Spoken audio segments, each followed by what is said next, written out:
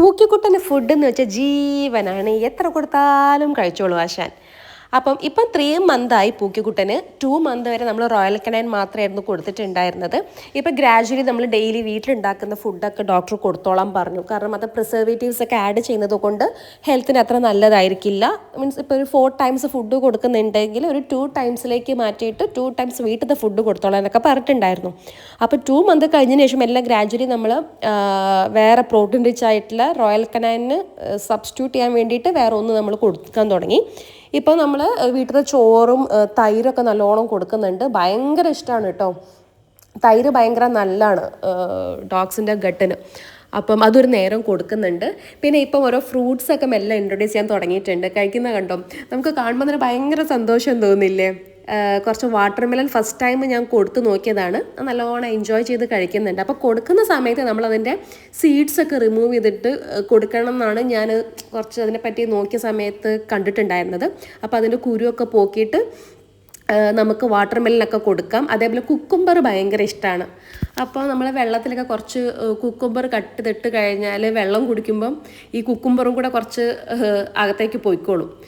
അപ്പം അത്യാവശ്യം നല്ല ഭക്ഷണപ്രിയനാണ്. പക്ഷെ നമ്മൾ ശ്രദ്ധിക്കേണ്ട ഒരു കാര്യം, ഭക്ഷണപ്രിയനാണെന്ന് നമ്മളൊരു ലേബിൾ ഒട്ടിച്ചിട്ട് കുറേ ഫുഡ് കൊടുക്കുകയല്ല വേണ്ടത്. അതിന് കറക്റ്റ് എത്രയാണോ അതിൻ്റെ മെഷർമെൻറ്റ് ആ രീതിയിൽ തന്നെ ഫുഡ് കൊടുത്ത് ശീലിപ്പിക്കുക. പിന്നെ എന്താ വെച്ചാൽ വെയിറ്റ് ഭയങ്കരമായിട്ട് കൂടും. പിന്നെ അതിന് ഭയങ്കര ഹെൽത്ത് ഇഷ്യൂസൊക്കെ വരും. അപ്പോൾ നമ്മൾ ചെറുപ്പന്നേ എത്രയാണോ അതിൻ്റെ കറക്റ്റ് അളവ് ആ രീതിയിൽ തന്നെ നമ്മൾ ഫുഡ് കൊടുക്കാൻ പ്രത്യേകം ശ്രദ്ധിക്കണം. അപ്പോൾ ഞാൻ ഇനീഷ്യലി കുറേ ഫുഡ് കൊടുത്തിട്ടുണ്ടായിരുന്നു. 4 ടൈംസ് വെച്ചിട്ട് ഓരോ പ്രാവശ്യം നല്ല രീതിയിൽ. കാരണം വിശപ്പ് ഉണ്ടെന്ന് വെച്ച് കുറേ കൊടുത്ത് ശീലിച്ചിട്ടേ. അപ്പോൾ അത് ആദ്യം കാരണം അപ്പം പിന്നെ വയറുവേദനയൊക്കെ വന്നിട്ടുണ്ടായിരുന്നു. അപ്പം ടോയ്ലറ്റിൽ തന്നെ ഒരു 8 to 9 ടൈംസൊക്കെ ഡെയിലി പോവുമായിരുന്നു. അപ്പോൾ ഞങ്ങൾ മെല്ലെ നോക്കിയപ്പോഴാണ് മനസ്സിലായത് അത്ര ഫുഡ് കൊടുക്കേണ്ട ആ ഏജിൽ കുറച്ച് കുറയ്ക്കണം എന്നുള്ള രീതിയിൽ. അങ്ങനെ ഫുഡൊക്കെ കുറച്ചു. ഇപ്പോൾ കുഴപ്പമൊന്നുമില്ല, ആൾ ഉഷാറായിട്ട് ഇരിക്കുന്നുണ്ട്. ഇപ്പോൾ വത്തൊക്കെ അടിച്ച് മിന്നിക്കൊണ്ടിരിക്കുകയാണ്. ഈവൺ അതിൻ്റെ തോടടക്കം തിന്നാൻ നോക്കിയിട്ട് എന്നിട്ട് ഞാൻ വാങ്ങിച്ച് കളഞ്ഞതാണ് കേട്ടോ. ഇനി ഗ്രാജുവലി നമ്മൾ ഓരോ നമ്മൾ വീട്ടിൽ കഴിക്കുന്ന ഫുഡൊക്കെ മെല്ലെ മെല്ലെ ഇൻട്രൊഡ്യൂസ് ചെയ്ത് തുടങ്ങണമെന്നാണ് വിചാരിക്കുന്നത്. ഇപ്പം ബ്രേക്ക്ഫാസ്റ്റ് എന്താണെങ്കിലും എല്ലാം കൊടുക്കാം. ദോശ, ഇഡ്ഡലി ഒക്കെ കൊടുക്കാമെന്ന് ഡോക്ടർ പറഞ്ഞിട്ടുണ്ടായിരുന്നു കേട്ടോ. പൊന്നു മോനാണ്, എല്ലാ ഫുഡും കഴിച്ചോളൂ കേട്ടോ. അപ്പം പക്ഷെ ശ്രദ്ധിക്കേണ്ട ഒരു കാര്യം, അധികം ഉപ്പ്, നമ്മളെ വീട്ടിലിപ്പോൾ കറിയിലൊക്കെ കുറേ ഉപ്പ് ഉണ്ടെങ്കിൽ അത് ഇട്ടിട്ട് കൊടുക്കുന്ന അത്ര നല്ലതല്ല. അതിൻ്റെ രോമൊക്കെ ഷെഡ് ചെയ്യാൻ തുടങ്ങും. അപ്പം അതിൻ്റെ ഉപ്പിൻ്റെ ക്വാണ്ടിറ്റി നമ്മൾ ഉപ്പിടുന്നതിന് മുന്നേ കുറച്ച് മാറ്റി വെച്ചിട്ട് ബാക്കി നമുക്ക് യൂസ് ചെയ്യുന്നതല്ലാതെ കുറച്ച് ഉപ്പ് കുറയ്ക്കുന്നത് വളരെ നല്ലതാണ്. അതുപോലെ ചോക്ലേറ്റ് തീരെ കൊടുക്കാൻ പാടില്ല, ഷുഗർ കൊടുക്കാൻ പാടില്ല. അതൊക്കെ അതിൻ്റെ മീൻസ് ആയുസ് കുറയ്ക്കുന്നതാണ് പറഞ്ഞു കേട്ടിട്ടുള്ളത്. കുറച്ച് പോയ്സണാണ് ചോക്ലേറ്റ് എന്ന് പറയുന്നത്. അപ്പം നമ്മളെ പെറ്റ്സിനെ നമ്മൾ തന്നെ കെയർ ചെയ്യുക, നമ്മൾ നല്ലോണം സ്നേഹിക്കുക. അവർ നമ്മൾ അങ്ങനെ സ്നേഹിച്ചോളും. ഈവൺ ഒരു മനുഷ്യന്മാർ പോലും നമ്മളങ്ങനെ സ്നേഹിക്കില്ല.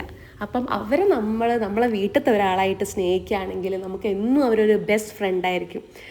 ഞാൻ എപ്പോഴും വിശ്വസിക്കുന്ന മനുഷ്യന്മാർ പോലും ഇവരെ പോലെ നമ്മളെ സ്നേഹിക്കില്ല എന്നുള്ളതാണ്. അപ്പോൾ നമ്മൾ അത്രയും ജീവൻ കൊടുത്ത് സ്നേഹിച്ചാൽ അവരെ മരണം വരെ നമ്മൾ അങ്ങനെ അവർ നോക്കും. അത് വളർത്തിയവർക്ക് മാത്രമേ അറിയുള്ളൂ.